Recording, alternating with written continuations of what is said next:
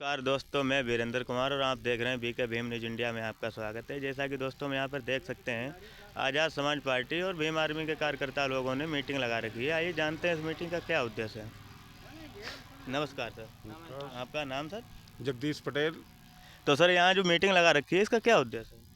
यहाँ पर जो मीटिंग लगी हुई है ये विधानसभा स्तर की आज समीक्षा बैठक की मीटिंग है।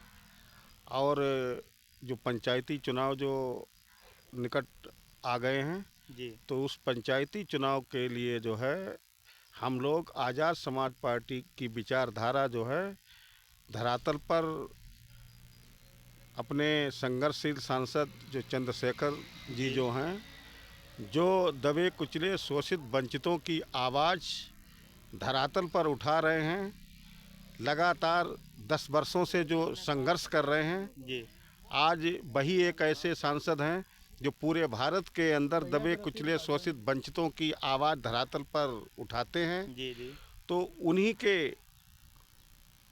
क्रियाकलापों को देखते हुए उनके हाथों को मजबूत करने के लिए हम लोग गांव-गांव में जो है पंचायत चुनाव से ही इतना मजबूत करने के लिए निरंतर प्रयासरत हैं कि 2027 में जो विधायकी का जो चुनाव आएगा उसमें चंद्रशेखर जी के लिए जो है मुख्यमंत्री के रूप में सभी लोग देखना चाहते हैं। तभी जो है उत्तर प्रदेश का जो है वो कल्याण होगा। जी। जैसा कि सर मैंने सुना था अभी मथुरा में कुछ हादसा हुआ था, उसको लेकर आप क्या कहना चाहेंगे सर? मथुरा में जो हादसा हुआ है जो कि एक बहुत ही निंदनीय है। किसी भी गरीब समाज की शोषित वंचित जो भी दबे कुचले समाज हैं, जब वो शादी के लिए अपनी शान शौक़ें जो करते हैं, जिसकी आज़ादी के लिए डॉक्टर बी.आर. अम्बेडकर साहब ने एक समतामूलक समाज के लिए जो बनाया है, जो भारत का जो संविधान दिया है, जिसके अंतर्गत सभी लोगों के लिए अपनी संपत्ति रखने का, अपनी शिक्षा प्रदान करने का और बाकी अपनी सभी शान शौक़ें करने के लिए हमें छूट है। जब हमने संविधान के दायरे में रह करके जो शिक्षित लोग हैं उन्होंने अपने स्तर के लिए मेंटेन किया है, जो मनवादी लोग हैं, जो सामंती जो लोग हैं, उनके लिए वो चीज़ें पसंद नहीं आती हैं। तो हमारी 2 बहनों की, जिनकी सगी बहनें थीं, जिनकी एक ही मंडप में शादियां होने थीं, जो ब्यूटी पार्लर से आ करके मंडप में उधर जा रही थी तो रास्ते में रोक करके उनके ऊपर कालिक पोतने के बाद में उनके साथ में मारपीट की और मारपीट करने के बाद में भी उनका दिल नहीं भरा तो ट्रैक्टर ला करके जो है उनके वाहनों के लिए क्षतिग्रस्त किया और जो बाराती लोग जो थे तो इनके लिए मारा पीटा। तो जैसा कि दोस्त मैंने देखा था वहाँ पे जो गलत काम करने वाले जो समाज के यादव समाज के लोग सुने जाते हैं, लेकिन वहाँ पे जो बड़े भाई चंद्रशेखर आज़ाद जी गए थे तो उन लोगों ने तो माफ़ी मांगी थी और फिर उनके लिए जो हमला हुआ था उस पर आप क्या कहना चाहेंगे? जो हमला हुआ है ये एक सरकार की सोची समझी रणनीति होती है। ये लोग जो हैं, जो व्यक्ति एक ताकत के रूप में और अन्याय के खिलाफ लड़ने के लिए जो आगे आता है तो उसके लिए ये जो मनवादी जो सरकारें जो हैं ये ऐसे व्यक्ति के लिए दबाने की कोशिश करती हैं। लेकिन हम लोग भी ये संकल्प के साथ कि जो आज़ाद समाज पार्टी जो है उनकी विचारधारा ओबीसी, एससी, एसटी एवं मुस्लिम समुदाय के भी जो भी लोग हैं, जो महापुरुष हुए हैं, जिन्होंने आज़ादी में अपनी जाने की परवाह न करके आहुतियाँ दी हैं, तो उनकी विचारधारा उन सब के लेकर के चलने के लिए है। तो ऐसी सरकार चाहे लाख प्रयास कर ले, एक चंद्रशेखर रावण के लिए वो क्या कमज़ोर करेंगी। जिस तरह से किसी यूनिवर्सिटी के अंदर एक ही बैच के अंदर दसियों हजार युवा और पढ़े लिखे लोग निकल करके जाते हैं, उसी तरह से वो जितने भी प्रयास अगर ऐसे व्यक्ति को दबाने के लिए कोशिश करेंगे तो उससे कम से कम 10,000 गुना बढ़ कर के लोग और आगे चंद्रशेखर जी के साथ में खड़े होंगे। जी धन्यवाद। नमस्कार सर। नमस्कार, जय भीम, नमो बुद्धाय। जैसा कि सर मैंने सुना था कल जो मथुरा में जो कांड हुआ था उसको लेकर कल धरना प्रदर्शन था, तो उसको लेकर आप क्या कहना चाहेंगे सर? कल धरना प्रदर्शन हमारा शाहजहाँपुर डिस्ट्रिक्ट पे हुआ है और राष्ट्रपति महोदया के लिए ज्ञापन डीएम के द्वारा सौंपा गया है। और वहाँ पे जो हमारी आज पूरे उत्तर प्रदेश में जगह जगह घटनाएं होती हैं उसके विरोध में और मथुरा के विरोध में ज्ञापन दिया गया था और वहाँ कुछ मांगें भी रखी गईं।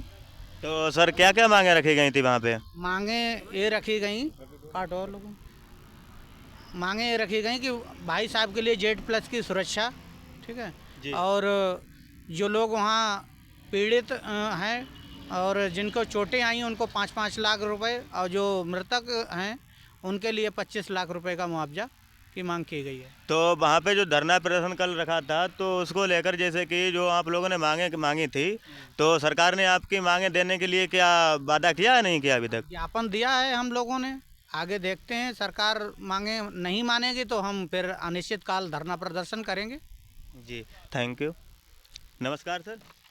नमस्कार भाई। आपका नाम सर? प्रेमचंद्र बौद्ध एडवोकेट।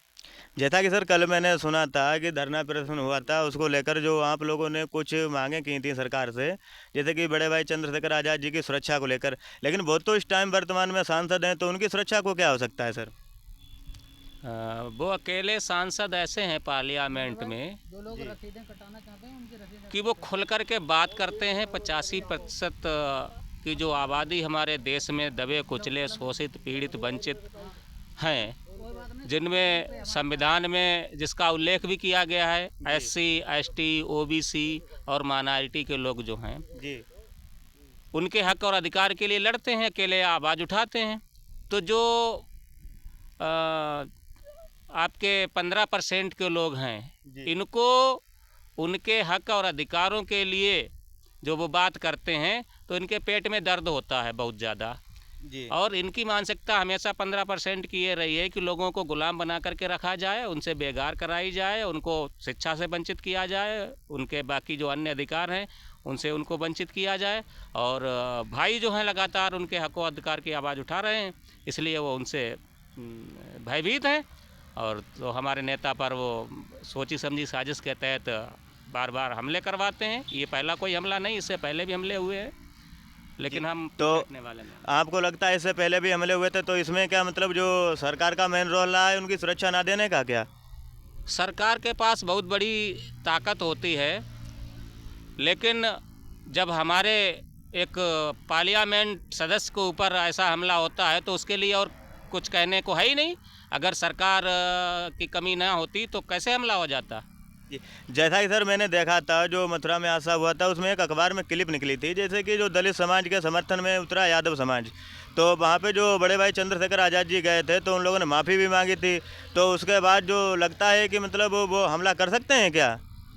नहीं, हमला तो 15% वाले लोग, हमारे जो लोग हैं 85% में, इनको उकसा कर के करवाते हैं, उनको हर तरह से सपोर्ट देते हैं। ऐसे लोग समाज में निकल आते हैं, वो उनको मिल जाते हैं आसानी से। तो आपके कहने का मतलब जो है, जो दो लोगों के बीच जो मामला था उससे हटके तीसरे व्यक्ति ने हमला करवाया है। ये तो होता ही है, हमेशा ये हुआ है।